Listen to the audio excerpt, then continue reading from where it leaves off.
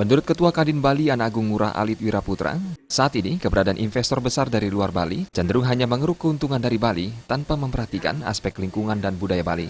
Hal itu terlihat semakin banyaknya pembangunan destinasi pariwisata seperti hotel dan restoran yang mengabaikan tata ruang Bali.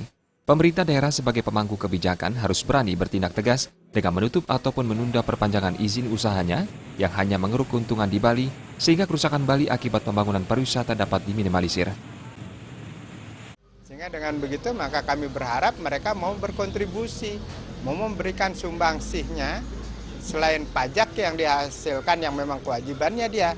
Tapi ada sisi lain lagi adalah responsibility mereka terhadap adat dan budaya Bali ini. Dan apabila ada investor yang tidak mau mengikuti kesepakatan itu, ya kami harap pemerintah harus berani tegas untuk mencabut izinnya atau menghentikan izin operasi hotel dan sebagainya.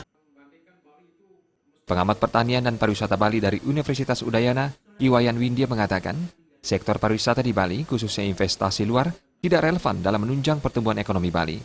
Terlihat dari data kemiskinan di Bali yang meningkat 0,04%. Pembangunan hotel dan restoran yang kini semakin tak terkendali, hanya dinikmati oleh investor luar, dan sangat sedikit keuntungan yang diterima masyarakat lokal.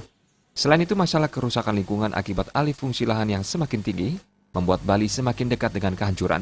Untuk mengatasi permasalahan tersebut, kebijakan pemerintah untuk menghentikan izin pembangunan destinasi pariwisata di Bali, khususnya hotel di kawasan Bali Selatan, harus tegas dan fokus kepada pariwisata budaya tanpa merusak alam Bali. Jadi, artinya bahwa sekarang sektor pariwisata sudah stagnan. Tidak lagi mampu memberikan aspirasi yang positif kepada tanah Bali. Jadi justru dia dalam proses kanibalisme dan menghancurkan Bali. Ini adalah sebuah keadaan bahwa Bali sudah dalam posisi jalan lurus menuju kehancurannya.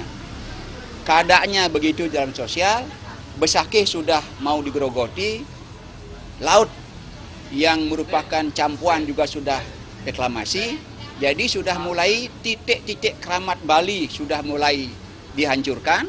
Ada Diana Putra dan Winata, Bali TV.